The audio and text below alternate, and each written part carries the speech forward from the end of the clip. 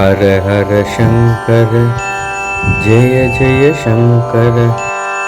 हर हर शंकर जय जय शंकर। हर हर शंकर जय जय शंकर।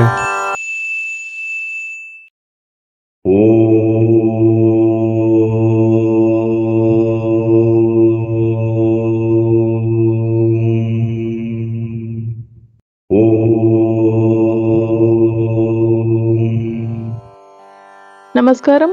உங்கள் அனைவரையும் வாய்ஸ் ஆஃப் காட் மகாபெரியவா சேனலுக்கு அன்புடன் வரவேற்கிறோம். மகாபெரியவா பல அற்புதங்களை நிறைய பக்தர்களின் வாழ்வில் நிகழ்த்தி இருக்கிறார். போன எபிசோடில் அதிர்ச்சி சம்பவமான ஸ்ரீ மடத்துக்குள் ஏன் 1 ரூபாய் கூட வரக்கூடாது என்று ஆணையிட்ட சம்பவத்தை பார்த்தோம். இந்த எபிசோடில் குலதெய்வத்தை மறந்த ஒரு பக்தருக்கு ஏற்பட்ட சோதனையை பார்க்க போகிறோம். காஞ்சி மடத்தில் ஸ்ரீ மகாபெரிவாளை தரிசனம் செய்ய பக்தர்கள் கூட்டம் வழக்கம் போல அதிகமாகவே இருந்தது. அந்த நேரத்தில் ஒரு பக்தர் மிகவும் சோர்வாக காணப்பட்டார். சட்டென்று அவர் இரத்த வாந்தி எடுத்து கொண்டிருந்தார். அங்கிருந்த பல பக்தர்களுக்கு பயம் வந்துவிட்டது. ஒரே களைபரம், கூச்சல் அதிகமாகி இந்த விஷயம் பெரியவா செவிக்கு எட்டிவிட்டது.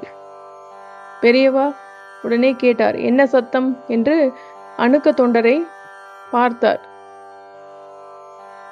ஒரு பக்தர் இரத்த வாந்தி எடுத்துட்டார் என்று மேனேஜர் சொன்னார். அந்த பக்தர் சொந்த ஊர், இப்போது எங்கேருந்து வருகிறார் போன்ற விவரங்களை கேட்க சொன்னார்கள். அப்போதுதான் தெரிய வந்தது, அவர் திருச்சியின் அருகில் ஒரு கிராமத்தில் வசிப்பவர் என்றும் அவர் சிதம்பரம் சென்று ஸ்ரீ நடராஜ மூர்த்தியை தரிசனம் செய்துவிட்டு காஞ்சிபுரம் வந்திருக்கிறார் என்றும் தெரிய வந்தது. உடனே மகாபெரியவா அவரை டாக்டரிடம் அழைத்து செல்லும்படி கூறினார். டாக்டருக்கு உடனே இரத்த வாந்தி என்றவுடன் ஹெமரேஜாக இருக்குமோ என்று சந்தேகம் இருந்தது.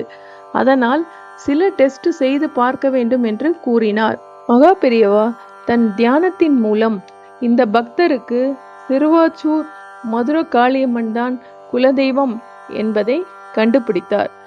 இப்போது உள்ள இளைய தலைமுறையினருக்கு அவரவர்களுடைய குலதெய்வம் யார் என்பது கூட தெரியாத அளவில்தான் இருக்கிறார்கள்.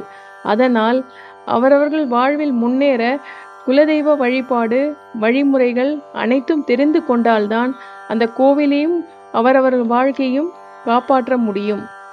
இப்போது உள்ள மக்கள் கிராமங்களை விட்டு நகரத்துக்கும் வெளிநாட்டுக்கும் சென்று அங்கு உள்ள பழக்க வழக்கங்களிலும் கலாச்சாரத்திலும் முழுவதுமாக மாறிவிடுகிறார்கள். அதனால் இந்த விஷயத்தை லட்சியம் செய்வது இல்லை. உடனடியாக மகாபெரியவா சிஷ்யர்களை அனுப்பி காஞ்சிபுரத்தில் உள்ள காளிகாம்பாள் கோவிலில் அர்ச்சனை பண்ணி பிரசாதம் கொண்டு வர அனுப்பினார். சிதம்பரத்தில் இவர் தில்லை காளியை தரிசனம் செய்யாமல் வந்து இருக்கிறார். அது குற்றம் இல்லையோ? அதோடு அவர் வீட்டில் தினமும் காளி பூஜை செய்து கொண்டு இருப்பவர். அப்படி பூஜை செய்து கொண்டிருப்பவர்களுக்கு எப்படி தில்லை காளிக்கு அர்ச்சனை செய்ய மறந்தார்? சரி, இவர் உடம்பு சரியானவுடன் சிதம்பரம் போய் தில்லை காளியை தரிசனம் செய்ய சொல்ல வேண்டும் என்று பெரியவா கூறினார்.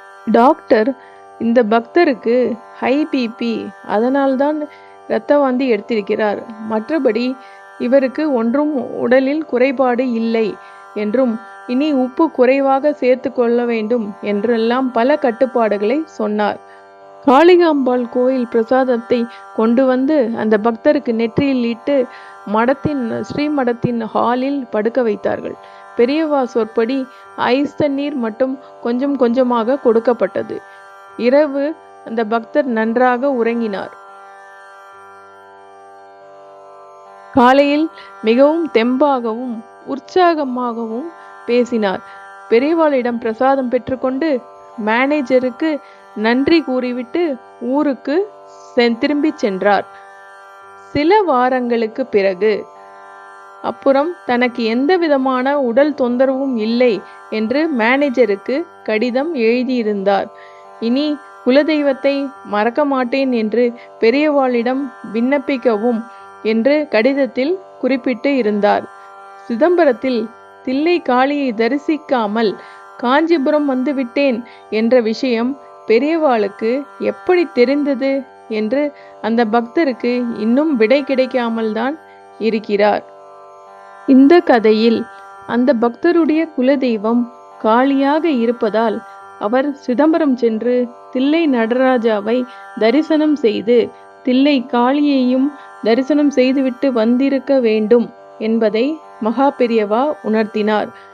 குலதெய்வ வழிபாட்டின் மூலம் திருமண தடை, வேலைவாய்ப்பு, குழந்தை பாக்கியம், கல்வி தடை, தீராத நோய்கள், உடல் நலம், பணவரவு, வீடு வாங்குதல், அனைத்து பாக்கியங்களும் ஒவ்வொருவர் வாழ்விலும் கைகூடும் என்று மகா பெரியவா உணர்த்தினார். மகா பெரியவா கருணையே கருணை. அபார கருணா சிந்தும் ஞானதம் சாந்தரூபிணம் ஸ்ரீ சந்திரசேகர குரும் பிரணமாமி முதான்வகம். ஹர ஹர சங்கர, ஜெய ஜெய சங்கர.